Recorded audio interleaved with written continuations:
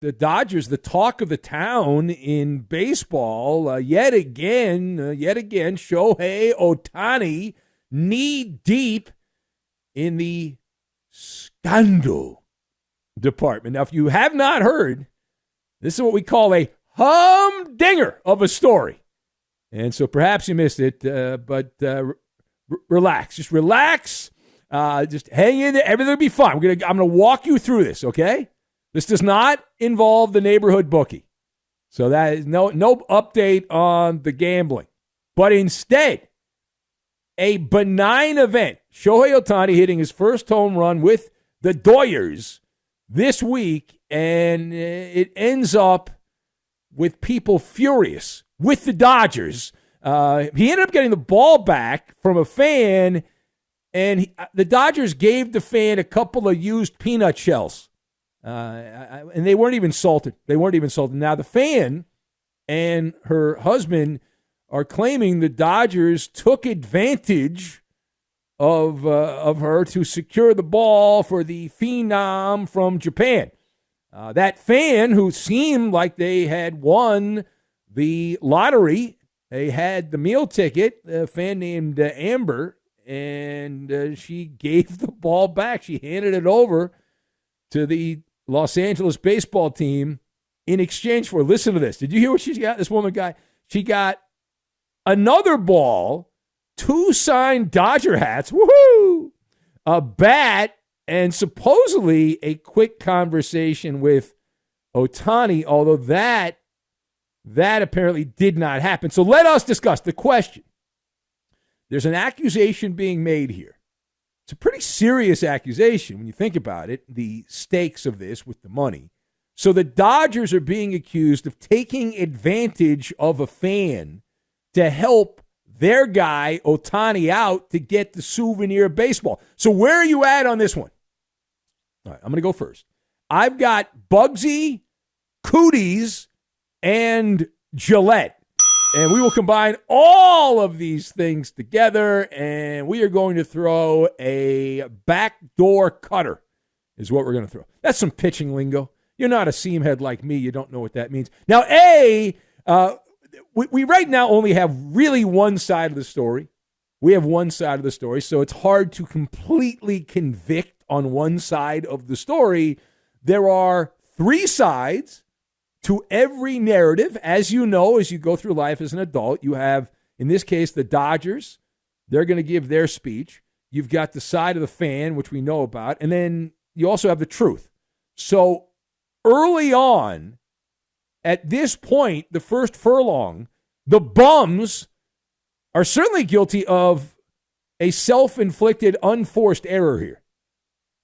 L.A. shoulda, coulda, woulda done something different, and they certainly should go to the medicine cabinet there, get out some medicated mouthwash, because right now this story is going round and round the echo chamber, and the Dodgers as a team suffering from halitosis, a lot of bad breath there, painting the picture that the Dodgers have gone from that old family-friendly organization with the O'Malley family years ago to the money-grubbing corporate monsters that they are today. And in this story, the way it reads right now, and we'll hear from the Dodgers, I would imagine we'll hear a lot from the Dodgers trying to spin this in their direction, but using the Benjamin Bugsy Siegel playbook from the days the mob ran Vegas.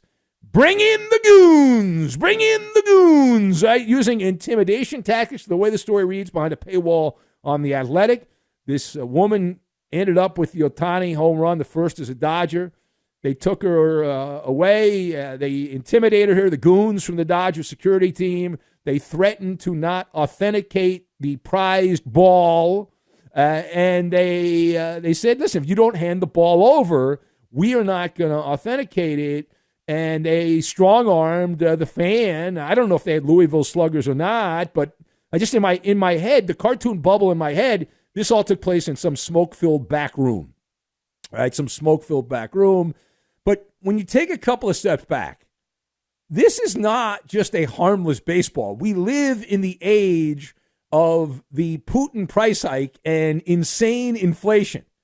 That baseball is at the very minimum a $100,000 lottery ticket that you've won. You got all the lemons. You got all the lemons right there. $100,000. And in exchange for that, you handed it over, and the Dodgers they gave you like a 6-piece nugget and a half-eaten quarter pounder. And they said, here, enjoy. Have a great meal. Now, we have a sneaking suspicion that the next chapter of this story will involve a billboard lawyer. And, of course, I am not a lawyer, but I did stay at a Holiday Inn Express last night, so I'm an expert on this. But the ball legally belongs to the fan.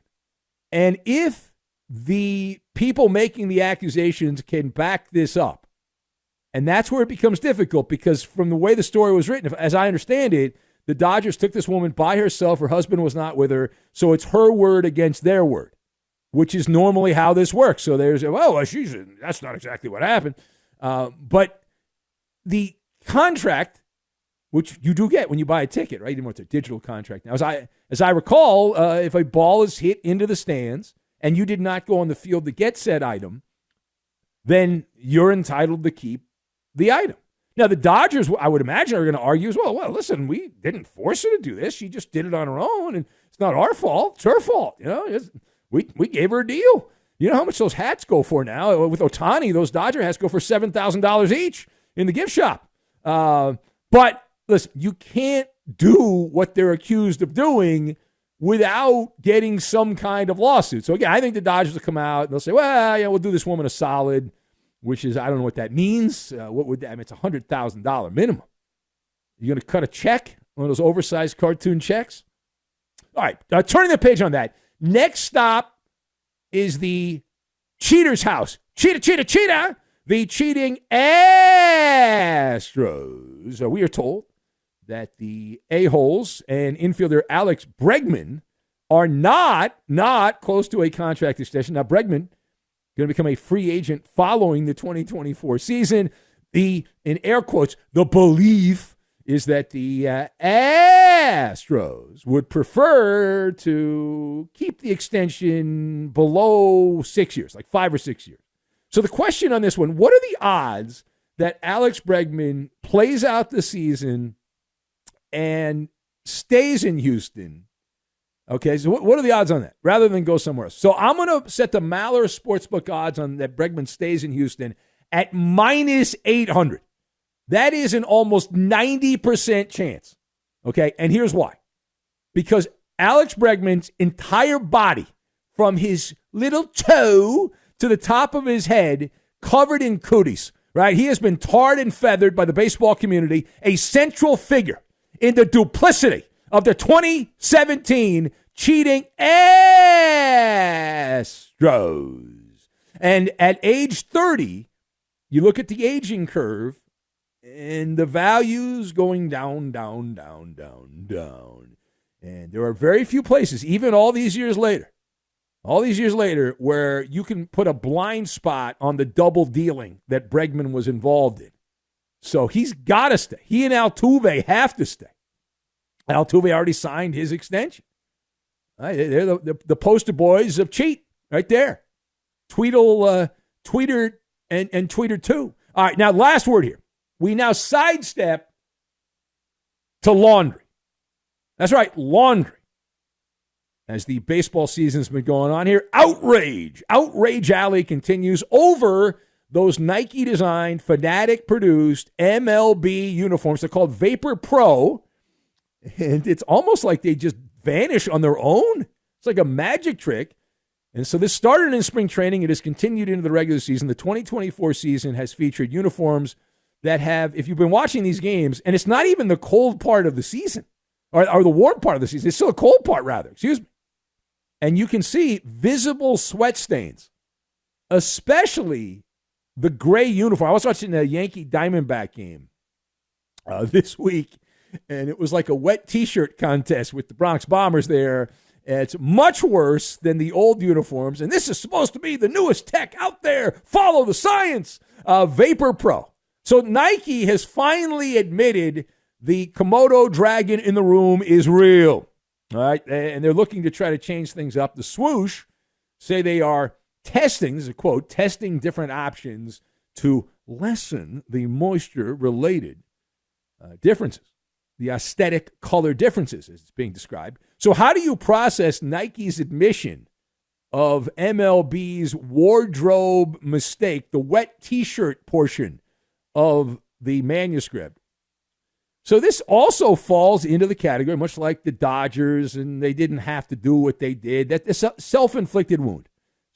When I was a kid, I used to watch this old cartoon called The Flintstones, and Barney Rubble, in one episode, dropped a bowling ball on Fred Flintstone's foot, and the world laughed, right?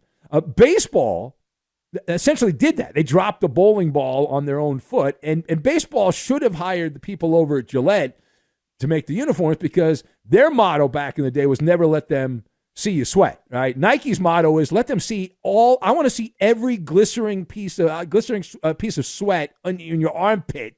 I want to see it. Tremendous job by all involved to artificially create a problem that did not exist, right out of thin air, like a good magician. And so just to check my notes here, the jersey, it will not hold sweat. They have, my favorite part though is the quality, like the tiny names, the tiny numbers. It looks like they're wearing, these are Major League Baseball players, a multi-billion-dollar business, and it looks like they're wearing a uniform they got that should say Chico's Bail Bonds, like a replica youth jersey giveaway night with the logo on the back, maybe a little Coca-Cola logo on the sleeve. That's what it appears to be. That's what it looks like watching these games on TV. It's an absolute disgrace and an embarrassment. And they don't even seem too upset about it, which kind of shows you the mindset of Major League Baseball.